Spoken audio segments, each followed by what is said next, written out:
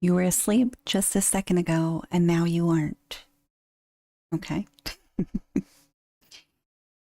You don't know what time it is, but you figure it's probably around midnight. You open your eyes, it's dark. You look around the room that has been yours for only about a month. You're still getting used to, but it's pretty cozy. Surrounded by a warm layer of blankets, you've been awoken by a faint feeling of uneasiness.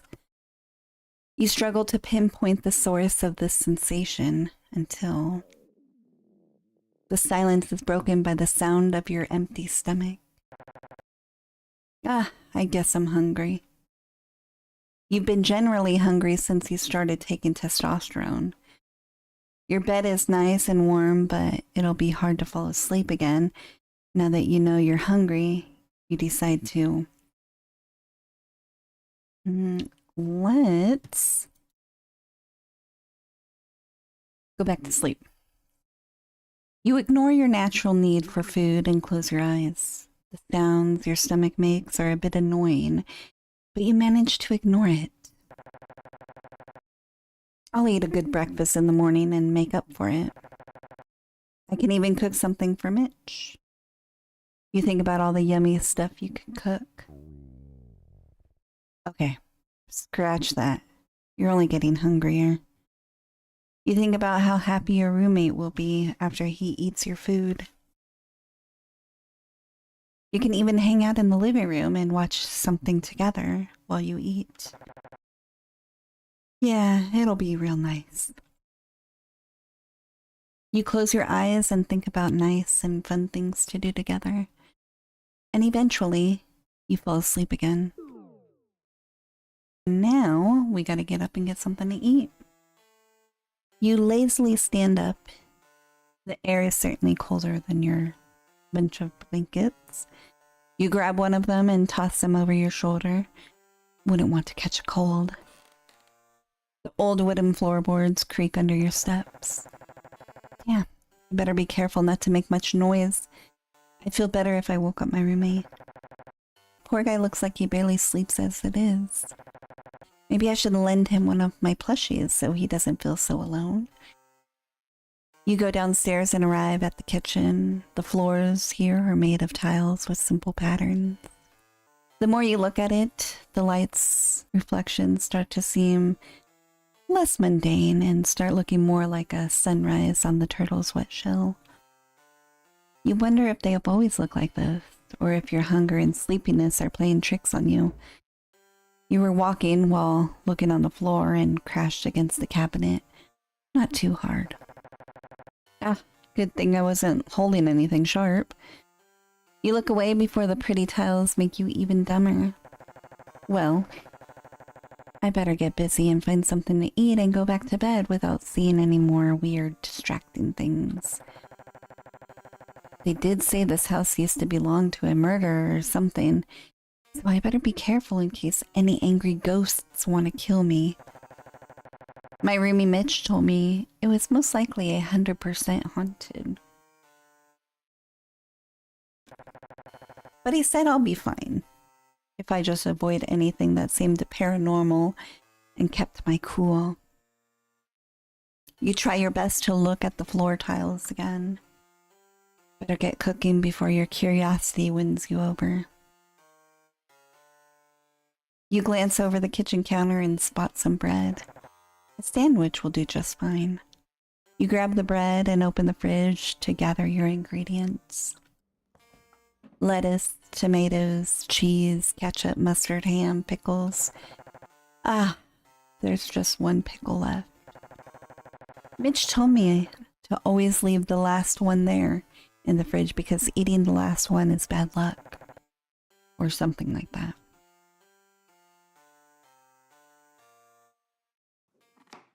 You grab the lonely individual from its place and slice it into thin pieces. Next, you arrange them in symmetrical pattern along the other ingredients. Ta-da! This will surely get rid of your hunger. Such a wonderful pickle-filled sandwich. You start eating it as you make your exit to the kitchen. It's pretty average sandwich. Suddenly, you can't breathe. The darn pickle, it's stuck in my throat. You cough like a sick animal.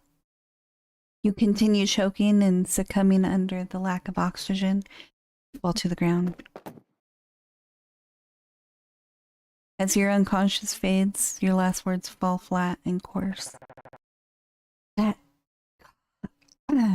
fucking pickle. Silence of the night takes over. It spares no soul. Bad end. In a bit of a pickle. Okay, now let's go. Let's not eat the pickle. You arrange your current ingredients in an orderly fashion, leaving your half-finished work open between the ham and the lettuce. Putting it all on the plate, you carry with you through the dark hallway to the bathroom. You can barely see its end. I should have grabbed those new light bulbs yesterday. It was all dark and creepy in here, and I forgot my phone, so I can't even use the flashlight. Midway through, the growing feeling that you're being watched becomes too much to ignore. You quicken your pace. The room would be pitch dark if it weren't for the faint moonlight that manages to escape the clouds' grasp and sneak through the window. You open the backup fridge that sits by the wall. It's cold, light, and buzzing, bringing you some comfort. Opening the cabinet, you find an array of neatly lined preserves in different jars, cans, and bags. There you are. The pickles sit alongside all the other stuff, your hand grabbing its ends. The pickle sits alongside all of the other stuff, your hand grabbing its ends. It stays between its inert comrades. Not feeling ready to traverse that creepy hallway again, you decide to continue your sandwich right then and there. You open the jar which greets you with a satisfying pop and lets out a sour smell. You slice a couple of pickles and add them to your sandwich composition. You're ready to dig into the fruits of your effort. What? Shit. Mitch?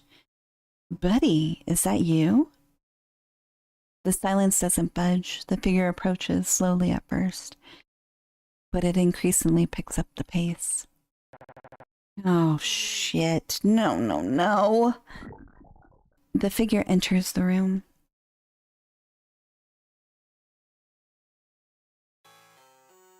Your best chance is getting away from that thing.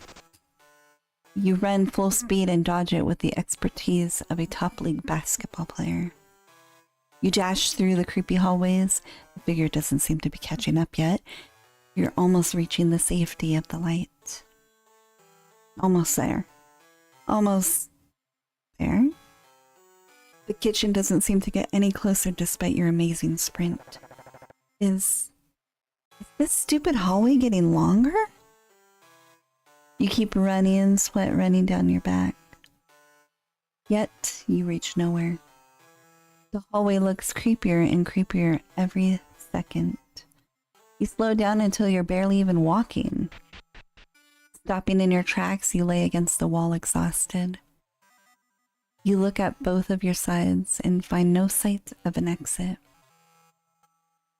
Tired, sweaty, and hungry, you lay down and think about the sandwiches your mom used to make for you. You also think about the sandwich you ate last week. You think about life and death and about how hungry you are. How long have you been here? Hours? Days? It doesn't really matter. Your hunger wouldn't disappear anyways.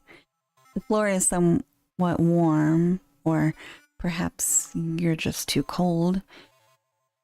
You close your eyes and let the hallway consume you. Bed in two. Your best chance is hiding in the fridge light. You grab the shelves and throw them behind you. Thank God they're removable. You crawl inside and curl up in a ball, wrapping around you the blanket you brought.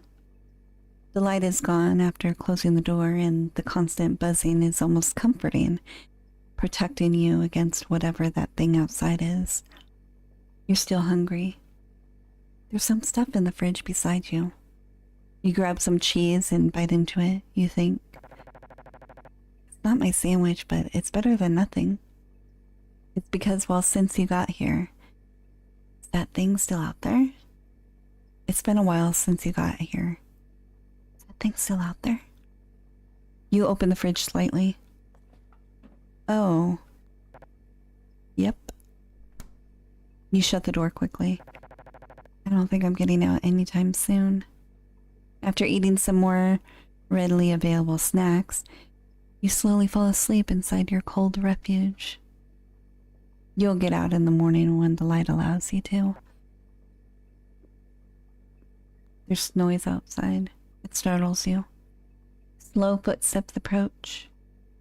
You wonder if the creature grew feet and is now walking upright. I thought evolution was supposed to be a really slow process. The sounds grow closer and closer until they stop right in front of the closed fridge. You feel something begin to open the fridge. You're frozen by fear. Hey, Sam. Are you comfortable in there? Mitch! You lunge against your roommate, almost making both of y'all fall. There was a very creepy meat monster, and I had to hide in that crummy fridge. Well, I don't see anything like that here. I went to grab something to drink and saw that you left the small kitchen light on. I started looking for you just in case. Then, and came here and saw all the fridge contents thrown across the room. And, well, then I opened the fridge and saw you in there. Mitch, I owe you one so much. Thank you for looking for me. Don't worry, man. You should go to sleep. It's still really early. You look around and see no sign of your sandwich. The thing probably ate it. I came here to eat something, but couldn't, so I'm still hungry. I can tell he's still scared as well. How about we grab some snacks and camp out in my room? Really? Mm-hmm. Yeah, let's totally do that, bro. We could even watch a movie or something. I found a cool movie from the 70s about aliens if you're interested. Okay, we'll hang out a bit and then sleep. Good end. Sleepover. Your best chances. You lunge against the figure and pierce through the flesh at full speed. It feels like stabbing a waterbed. If the water was blood and the bed was terrifying, you feel the creature stiffen and ready itself to retaliate. Before you have time to process it all, you impulsively push the knife against as hard as you can. It splatters everywhere. The thick liquid pools on the floor. You feel its sickening warmth against your skin. That being morphs and scuttles away like an insect. The being morphs and scuttles away like an insect. It smells like rotten. Your sandwich is ruined. Not like you had any appetite left after this, anyway. Bad in 3, appetite killer. You grab your beautiful creation and slice it gracefully. You leave one half for yourself and with shaky hands, put the other half in a plate you brought and slide it to the being across from the room. It picks it up with whatever it is it uses as hands and eats slowly with whatever its mouth might be. You do the same. It's a quiet night, the only sound being the buzzing of the fridge and the sounds you both make while eating. The creature seems to enjoy your cooking, or at least that's how you feel, since there's no real way to read its mood. You both finish eating and the other guy disappears into the dark corner, and you go back to your room. Good end, too. I guess it was hungry, too.